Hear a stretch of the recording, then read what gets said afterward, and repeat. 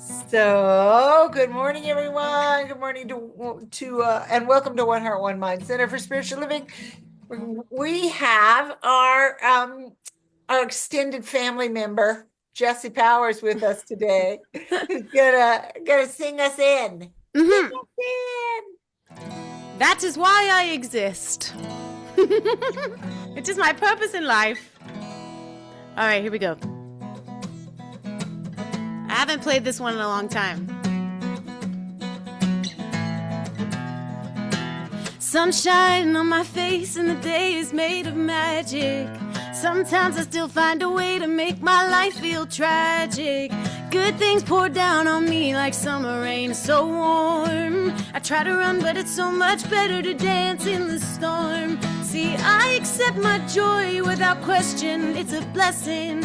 And I accept my pain without question, it's a blessing. I accept my joy without question, it's a blessing. I'm expanding and I'm standing in the heart of love. In the heart of love, in the heart of love, in the heart of love, in the heart of love. Things crumble into chaos and I don't know where to turn next. Feels like I'm a failure, but I know it's all for the best. Good things are coming my way, even if I can't see them yet. And if I open my eyes and trust, I see that I've been blessed. Oh, I accept my joy without question, it's a blessing. And I accept my pain without question, it's a blessing. I accept my joy without question, it's a blessing. I'm expanding and I'm standing in the heart of love. Sing it. In the heart of love, in the heart of love, in the heart of love, in the heart of love. I'm in the heart of love, I'm in the heart of love, I'm in the heart of love, I'm in the heart of love.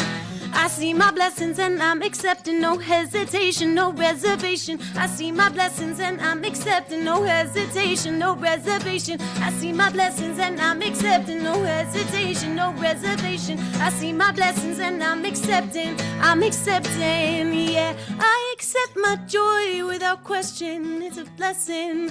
And I accept my pain without question, cause it's a blessing. I accept my joy without question, it's a blessing. I'm expanding and I'm standing in the heart of love. Sing. In the heart of love, I'm in the heart of love, I'm in the heart of love, I'm in the heart of love, I'm in the heart of love, I'm in the heart of love, I'm in the heart of love, in the heart of love.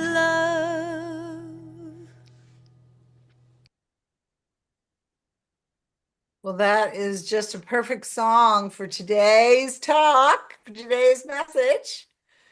And thank you for that. Oh, I'm so glad you're here. And I'm glad you're here too, Ralane.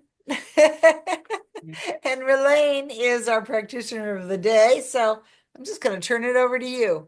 All right. Why don't we pray first and then I'll have a little story. Okay. So let's just close our eyes and just relax for a moment and just feel Jesse's song, The Heart of Love, and how beautiful that felt to begin our service. And we just feel the love of God in, of, and through and all around us, in our community, and beyond. And we just feel that love as a power and a force and a beauty and a flow and just a gentleness too. It's just all encompassingly beautiful. Ah, we're so grateful for this morning, for the oneness of this moment, being with all of you, and just knowing that the service is going to be just absolutely perfect in every way and to feel really good. So, with gratitude and love, I'm going to release this prayer with feelings of just happiness for the music, for Jesse, for Reverend Michelle, for each and every one of you being a part of this unity and oneness. We release, we let go, and so it is. Ah, that felt good. Okay, so today's about love and Father's Day, right? So I wanted to talk about my father's love. Okay. And I wrote a story, so I'm going to have to read it a little bit.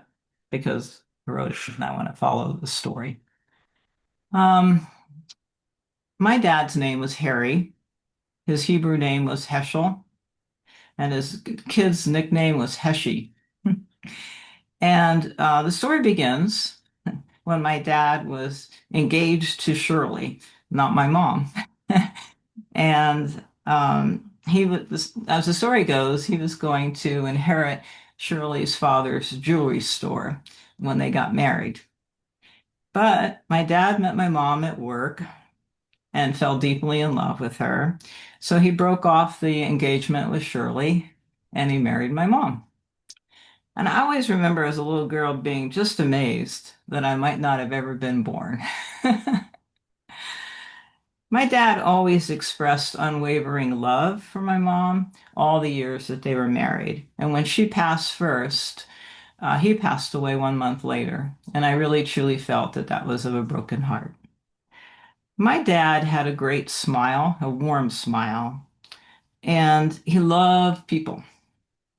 And he had a really great sense of humor. Um, he was a steady provider for my mom and my sister and I. And in Judaism, when your children are born, you name them after someone that passed away that you love. And so he named me after his brother, older brother that he loved that passed away young, um, Raymond.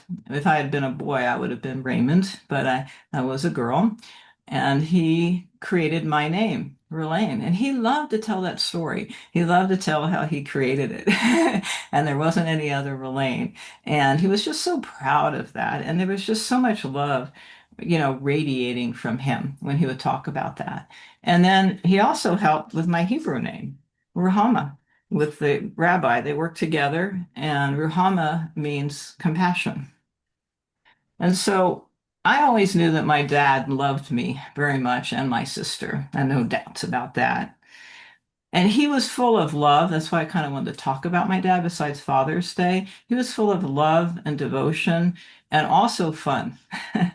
And in important moments and everyday moments. My dad didn't like school. He used to cut school all the time and go to the matinees for a nickel. And so that's where he spent his time rather than school.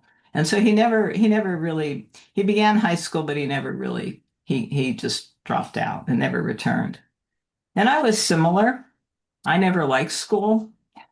So my dad and I would take off from school with his permission, and so I'd be with my dad, and we would work on house projects. He was very handy, and so I remember working on window panes and putting in new window panes with my dad, and I remember feeling like it was so much fun, more fun than school. And we also went to the matinees together instead of going to school. And so there's a lot of joy that I remember from those times. I was quite shy and quiet, but my dad was very engaging. And so I found it very easy to talk to my dad because he brought me out a little bit. And my dad was very compassionate.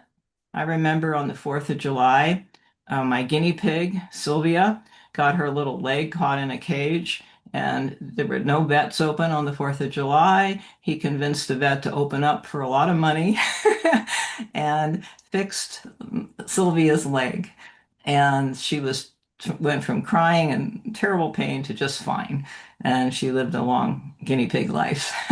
But that was the kind of compassion that my dad had. He just hand over the money, whatever it was. And that was a long time ago, and that was a lot of money. Well, as stories go, sometimes there's sad parts to it. And so around the time I was about 10, 11, my dad got sick. He was very strong and healthy, and like I say, the main provider for our home. And around 13, my dad was diagnosed with a brain tumor. And so he was a World War II veteran, so he was able to get services through the Veterans Hospital in San Francisco. And this is the kind of person, my dad had this amazing work ethic. So he would go get the radiation, and then he'd go do the night shift in his job. And then he would go to his car and sleep for a couple hours. And then he would drive home because he was so tired from the radiation side effects. He did this for a long time and, he made it through, you know. Um, my dad never called in sick ever in his entire life, his whole life, not just during this period, but ever. Um, so another time, a few times, my dad invited me to come up to the VA hospital with him to meet with the doctors. And so I took off from school and we drove up there. It was about an hour ride, so we got to talk a lot. And I got to meet his doctors. It wasn't when he was actually getting the treatments, it was just kind of follow up. And then the big highlight, we would have lunch at the VA hospital cafeteria. And for a little kid, that was exciting and fun. And I got to be with my dad. So these times, I think, were very important for me because my dad, I knew, loved me, but I could give my love back at this time. He knew that I cared for him and we could spend time together, and I felt like I was helping him and doing things for him. So I learned about giving and receiving love from my dad, and I think it was a very powerful feeling that I had experienced, and it stayed with me my whole life because underneath I was pretty scared. I was afraid that my dad wasn't going to make it. Um, so I learned about the strength and the deepening of love and what that means in a relationship. And I learned that love kind of leads the way. And I learned that from my dad. My dad always showed up in important moments and everyday moments. You know how I never liked school. Eventually, I discovered college. My dad came to my master's degree college graduation, and I have a picture of him with us, and it's just a really special moment. So, 25 years now, my dad has passed away, and yet I feel that the giving and the receiving of love is still present. Long distance now, but it's with us. And my name, Ralane and Rahama, is always and forever such a blessing for me because I feel my father's love. It's like an embodiment of love. Um, so I think that's pretty much what I wanted to say about my father and love and Father's Day. Well, that was just stunningly beautiful. And you know what? Your name is so apt. Compassion is a perfect name for you. Thank That you. is so beautiful. You are really the embodiment of compassion. So Thank you. your father is still blessing you and guiding your way. Thank you for Absolutely. that. You're welcome. Beautiful, beautiful. Oh, great. Oh, Jesse, can you sing for us? Man. This is just a little chant, so sing along. I am enough. I have enough. I do enough. And I am loved. Just that. I am enough. I have enough. I do enough. And I am loved. And I am loved. I am enough. I am enough. I have enough. I have enough. I do enough. I do enough. And I am loved. I am enough. I am enough. I have enough. I do enough. I do enough. And I am loved. And we'll go to this part. I am loved. I am loved. I am loved. I am loved. I am loved. You are enough. You are enough. You have enough. You do enough. And you are loved. You are enough. You are enough. Ooh, you have enough. Ooh, you do enough. And you are loved. We are enough. We are enough.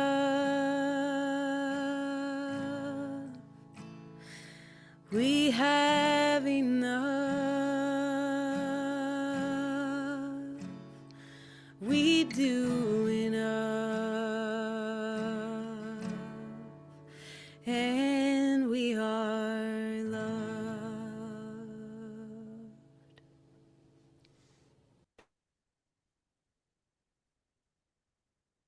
Whoa, that's so beautiful. That is a beautiful kickoff for the talk. I realized that I forgot to share the affirmation, but that's okay. You don't have to do it every week. Oh, my friends, it's so good to see you. Good morning to our One Heart, One Mind Center for Spiritual Family. And as always, if you're here in the Zoom room right now, or if you're listening to the replay, you are so welcome in this space, in our loving community. And happy Father's Day. Oh my gosh, Ralane, that was such a beautiful story. I was really moved and touched. And welcome to summer. Today is summer solstice. And I'm going to speak to both of these celebratory events briefly in just a minute. But first I want to mention, as Ralane has already mentioned for us, and Jesse has already sung about, that today we're going to continue with June's focus on love, which is just such a big, all-encompassing topic. When we were down at Ohm Center on the first Sunday of the month, I kind of kicked off the talk with, and so did Reverend Suzette, of love, in the most visible human way possible, in the most accessible way. I talked about friendship and how that can be a way to make love visible in the world, and also a spiritual practice. And last week our conversation went a little higher and deeper because that was the talk title, and we focused on self-love. And I spoke about the way we acknowledge and respect and honor both the universal and the individual aspects of our being, to love both our divinity and our humanity. And today I'm going to talk about love as power, love as the unchangeable ground of all being, which is, of course, is who we are. That is part of our essence as well. And we say this all the time, we humans have given all kinds of names to this ultimate ground of unchangeable ground of all being, and they all point us in the direction of this ultimate reality. We call it God, Spirit. Last night we listened to Daniel Nahmod sing about one power, where he enumerates all kinds of names for this presence: God, Spirit, divine presence, infinite intelligence. I love Ernest Holmes calls it the thing itself. And we all know what we're talking about, but the names aren't really the reality. Try as we may to describe and discuss and contemplate this reality, it has to be an experience. And this is what I've come to know. Love is the direct experience of this ultimate reality. But to know it personally and intimately, it must be experienced ourselves. Nobody else can tell us about it or what their experience is. And it's here in that experience of the unchangeable reality of life that we find our authentic power, which is what we're talking about today, love as power. And the everyday definition of power that we're probably the most familiar with is the ability to do or act. And most people hear this and they immediately think of external action, like the ability to make things happen, to influence outcomes or change circumstances. But from a spiritual perspective, we have to ask a deeper question. We got to go a little deeper. What gives us the ability to act wisely and compassionately and creatively and effectively? And this is where love enters our conversation. If love is the direct experience of ultimate reality, then love becomes the source of our deepest capacity to act. Love isn't merely an emotion that we feel.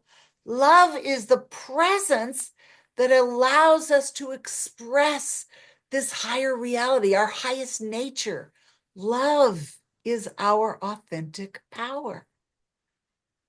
And the talk title today is I noticed that all of the talk titles are like songs about love from the, I don't know, 70s, 80s.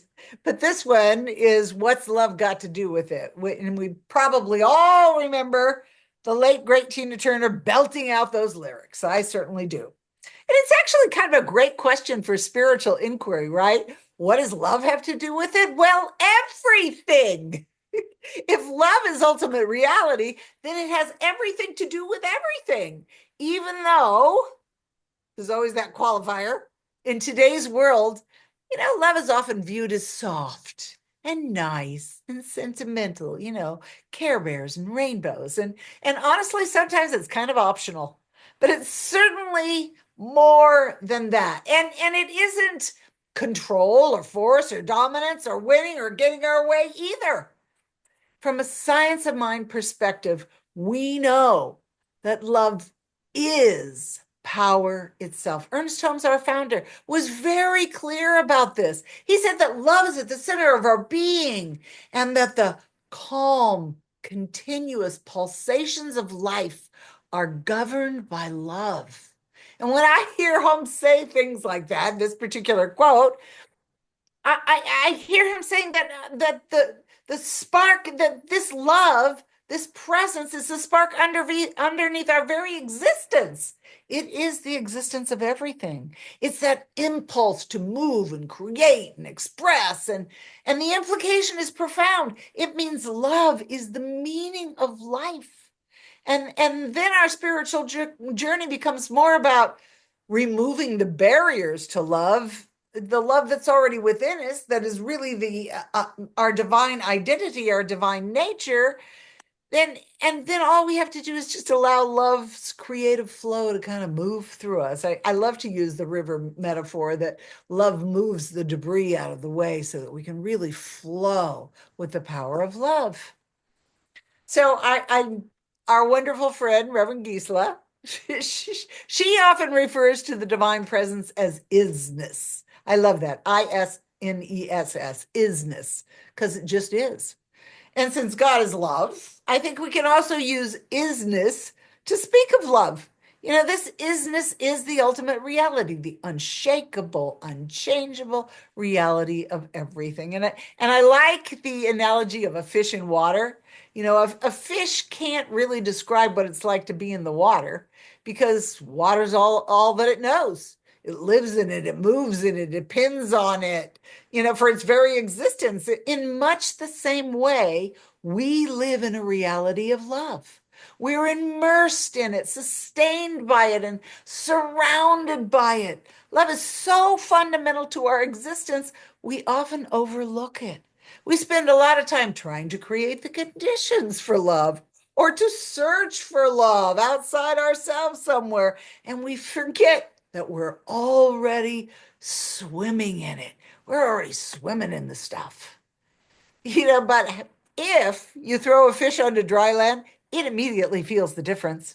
And in the same way, when we forget that we're swimming in love, we immediately feel the difference. Life begins to feel harder and kind of more fragmented, more uncertain.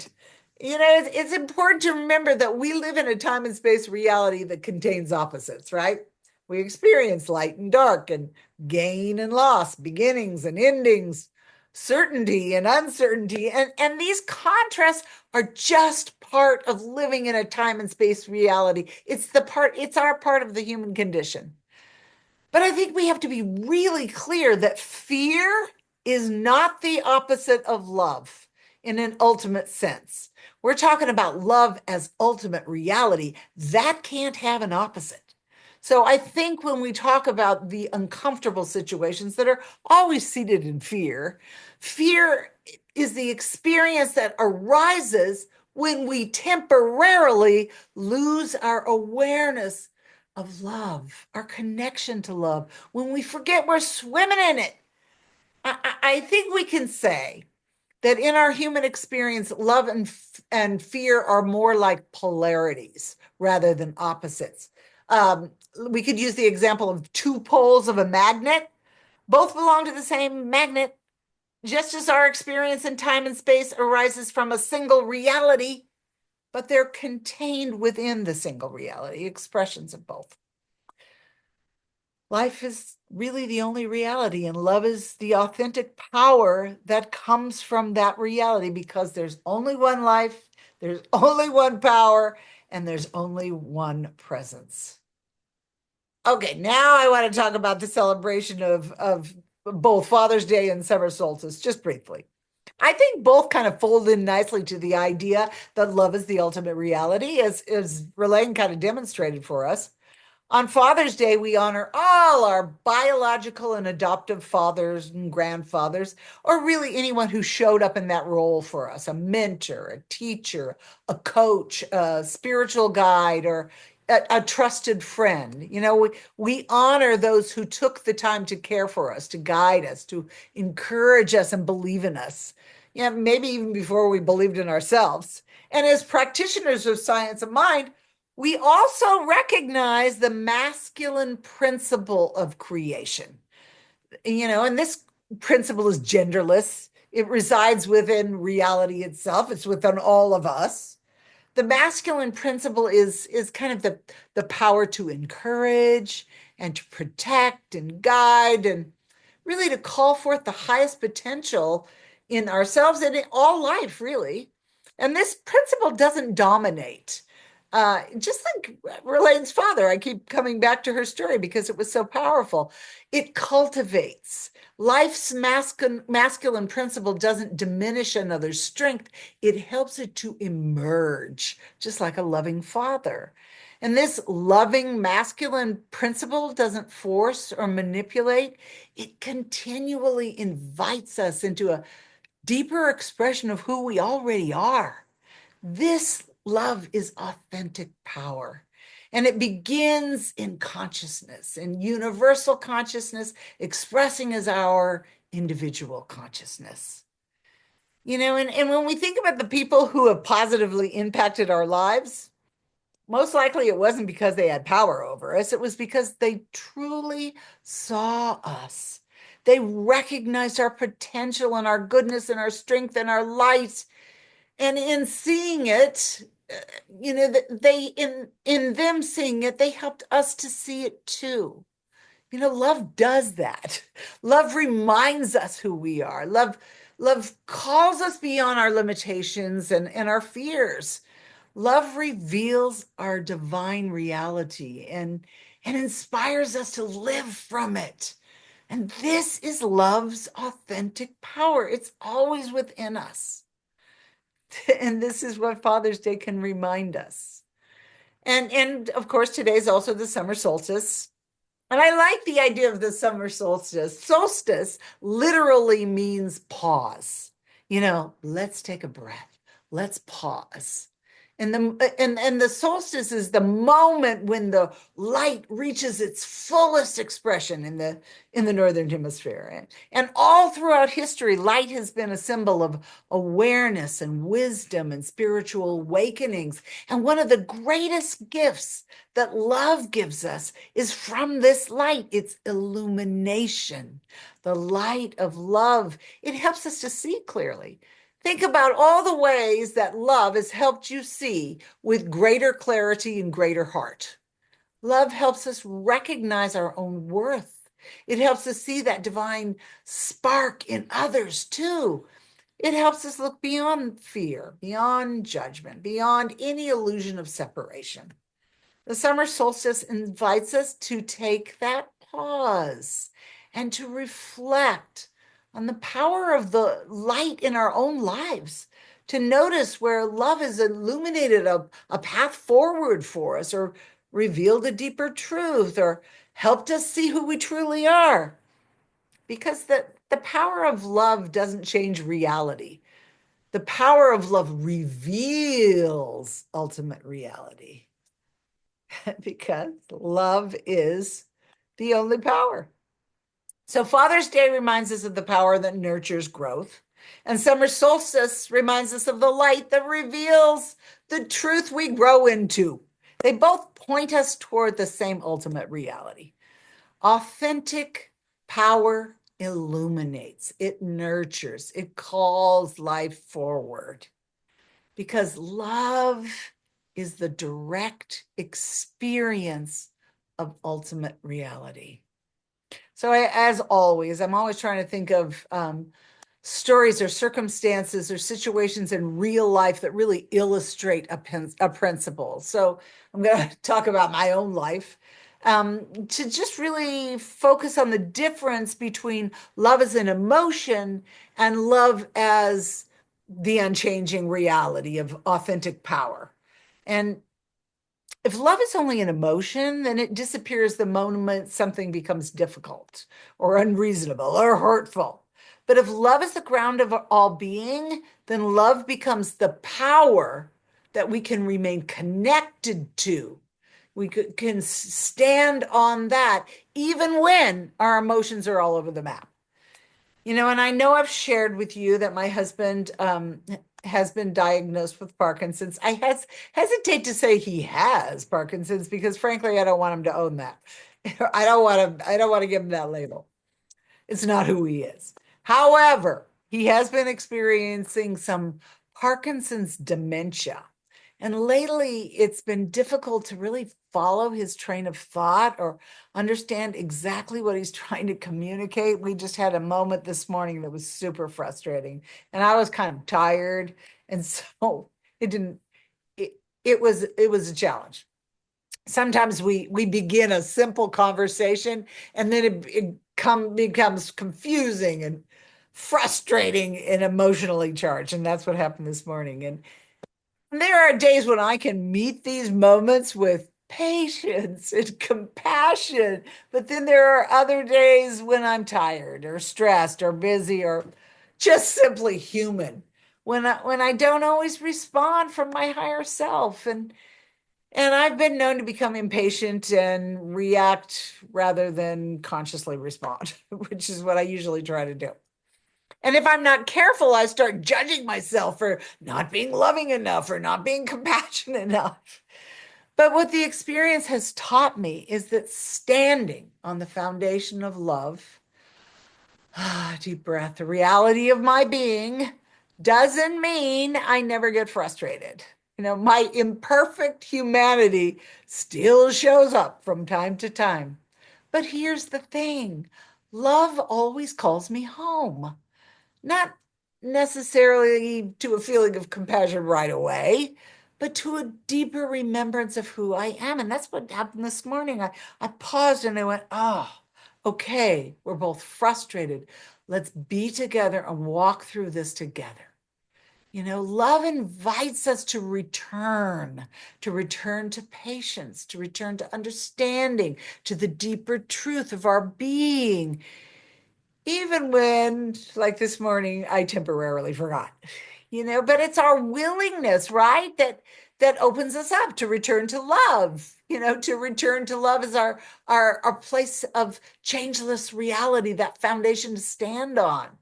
And this has taught me a lot about authentic power and that I can draw on it. And it's not about controlling. I've tried that. And it's not about making a disease go away. And it's not about getting life to conform to my preferences. It's about realigning with love, with that power of love when circumstances are difficult. And when it comes to me and my husband, truth is, there are moments when neither one of us show up at our best. There are moments when fear and confusion and frustration and grief and exhaustion speak more loudly than love. But those moments don't change the deeper reality. They don't change who we are and what we stand on and what we can stand on. It calls us home. A fish doesn't jump out of the water because the water gets turbulent. The water's still there. And our practice is not to become more loving in difficult situations. Our practice is to notice when we have wandered from our awareness of love and gently return, because love always calls us home. So practical application for us in our busy daily lives becomes this request, divine love. Call me home when I'm frustrated, tired, confused, when I go into judgment. Call me home and show me who I am. What's that line? Divine Spirit, show me show me the truth about who I am, no matter how beautiful it is. I love that.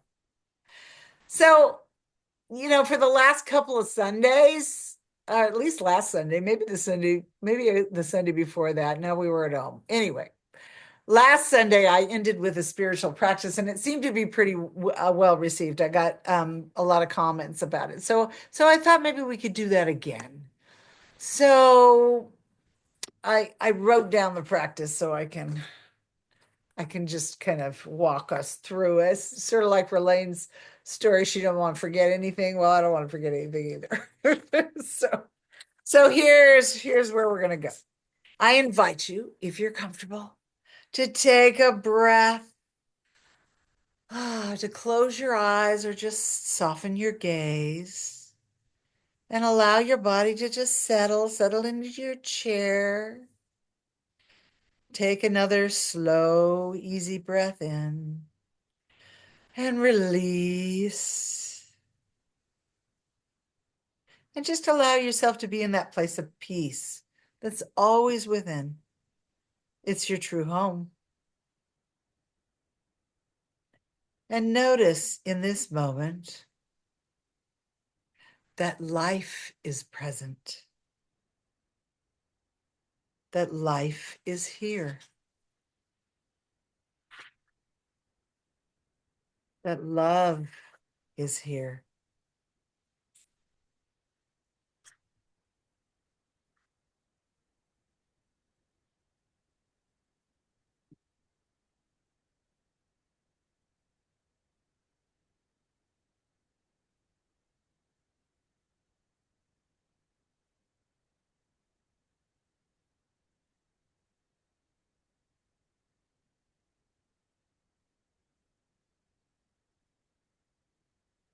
Trying to find my place. Sorry, guys.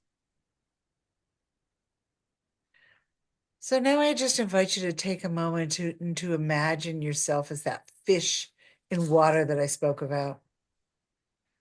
You don't have to create the water.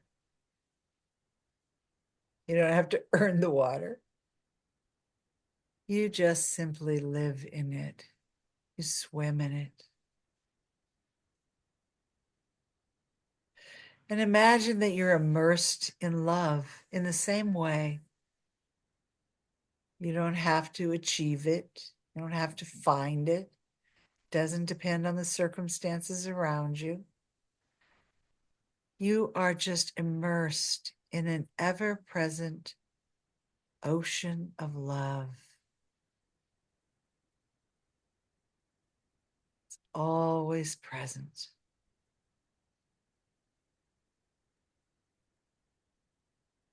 It's a love that surrounds you and sustains you and lives in you. And just take a moment to just kind of rest in that. Life is present. Love is present.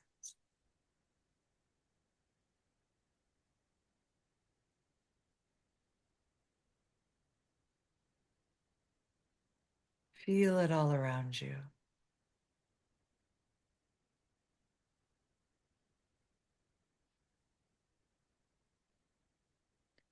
Now I invite you to bring to mind an area of your life where you've felt challenged recently. Don't judge it, just recognize it. Maybe it's a relationship or a health concern or some decision that you're facing, some place where you feel frustrated, maybe uncertain.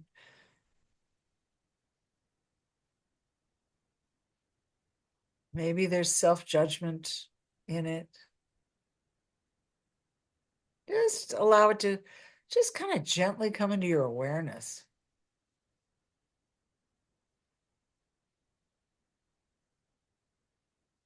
And ask yourself this: what would it feel like to return to love here?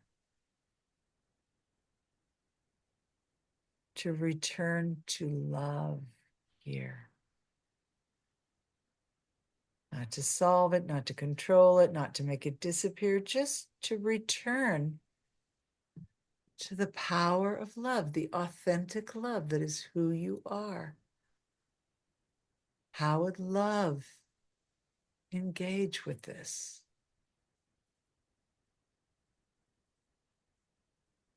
What would love see in this situation? What would love know? And what would love invite? What would love call you home to?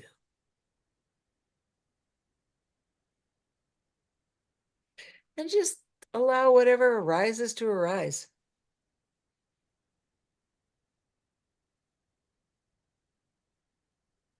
Maybe love in this situation is patience or understanding of yourself or another. Or maybe it's the courage to just be present or to forgive. Forgive yourself or someone else. And to trust that love truly is your authentic power.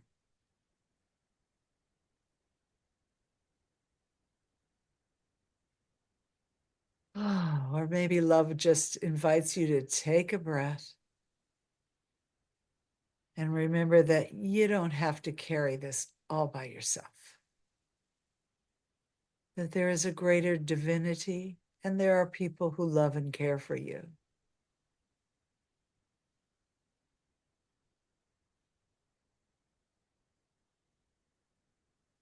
And now, in the silence of your own heart, hear these words: love always calls me home. When I wander into fear, love calls me home. When I wander into doubt, love calls me home. When I wander into frustration, love calls me home. When I forget who I am, love calls me home. And because love is the reality of my being, I always return easily.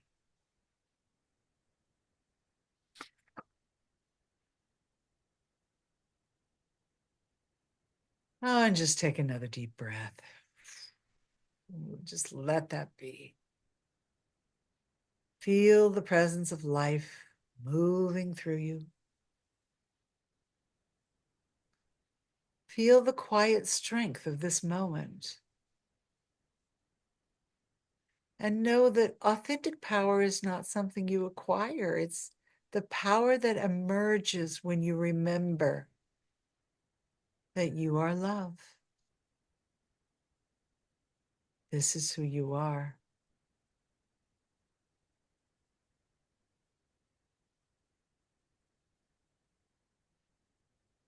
And so when you're ready, wiggle your toes, wiggle your fingers, take a breath. And then I just invite you to carry this simple truth with you. Love illuminates. Love nurtures. Love calls you forth. And love always calls you home because love is the direct experience of ultimate reality. And that's who you are. And so it is. And so it is.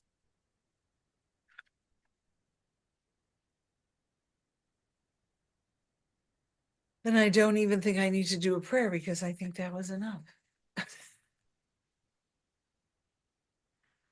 Oh, so we just gonna take a breath.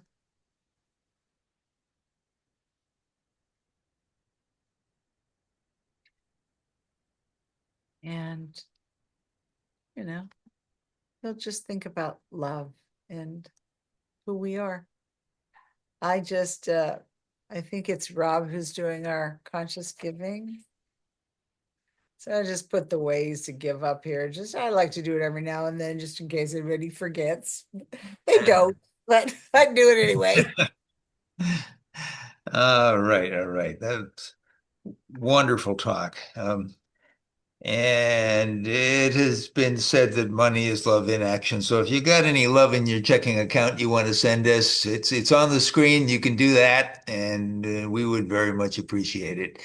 And there's another screen Yes, there is. that's I'm a on the slow verge roll here. of, On the verge of appearing. yeah, on the verge of manifesting. There we go. And voila, I give with a grateful heart, knowing that spirit is the source and substance of all supply.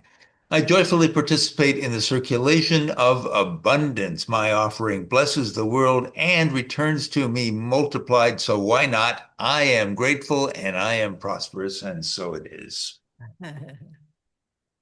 Thank you, Rob. Thank you. So I just want to talk about this week, Monday, we are going to have our prayer group. And as per usual.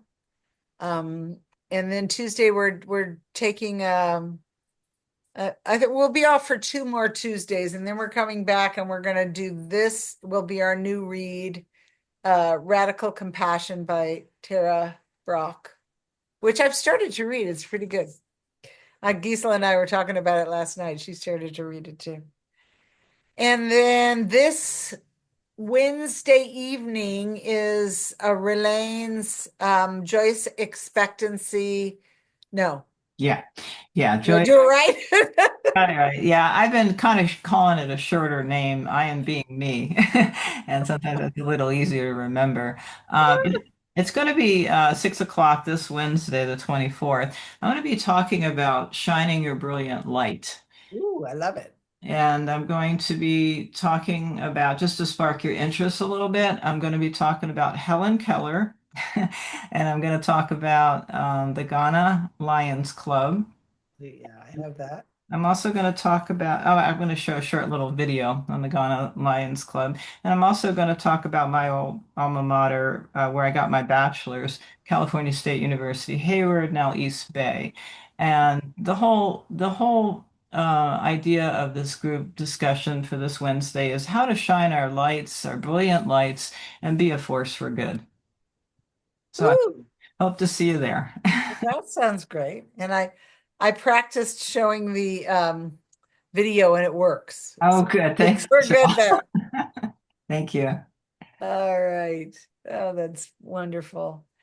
And yeah, I guess that's about all that I can think of that we need to announce. I can't think of anything else. So I'm going to come back to Rob and ask him to do the benediction, and then Jesse can play for us. Yes, she can. Yes, she can. And Rob can pray for us because yes, I can. And I am so happy for the opportunity to just float in the magnificent sea of love that is God and feel that love just permeating every aspect of my being, permeating every aspect of our collective being together. We can feel it right now. It is tangible. It is delightful. It is just warm and refreshing and fun and everything good. And so I'm so grateful for this time that we have together. I'm so grateful that we got the opportunity to meet Ralane's dad. We are collectively delighted that she has such wonderful memories of the guy. And we got to share in that. We got to love him too. And I am so happy that we are all, as Michelle taught us, we are all swimming in love. We are doing the backstroke in love. It's where we live, and it's just delightful here. And so knowing this and knowing that going forth and remembering that love is the opposite of fear and just imagining a life without fear and what is left is love, wall-to-wall love. And I am grateful for this. I do say thank you for our dear Ralane. I do say thank you for our wonderful Michelle. I do say thank you for Jesse, who's always absolutely delightful. And as we move forward, this is a good week for all of us. This is a much better than average week for all of us, just because we declare that it is so. We declare that it is true. It is true because we know it. I am knowing this for everyone. And so I release my word. I let it be. I let it go. And together we say, and so it is. Oh, perfect. Thank you so, so much. Let's see. The world didn't give it, and the world. Oh, Those are the lyrics to the song I'm going to sing. So I figured I'd put them in the chat. Thank you. Uh-huh. Let's do it. Okay, this one's by Dale Worley.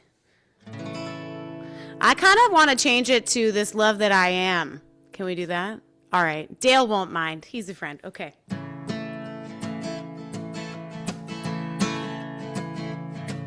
This love that I am, the world didn't give it to me. This love that I am, the world didn't give it to me. This love that I am, the world didn't give it to me. The world didn't give it and the world can't take it away. Let's do it again. This love that I am, the world didn't give it to me. This love that I am, the world didn't give it to me. This love that I am, the world didn't give it to me. The world didn't give it and the world can't take it away. One more time, sing it in your living room. Know the truth of the words. Here we go. This love that I am, the world didn't give it to me. This love that I am, the world didn't give it to me. This love that I am, the world didn't give it to me. The world didn't give it and the world can't take it away. One more time. The world didn't give it and the world didn't take it away. I lied. One more more time. The world didn't give it and the world can't take it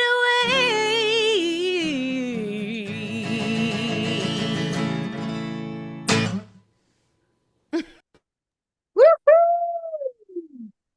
And that is the truth.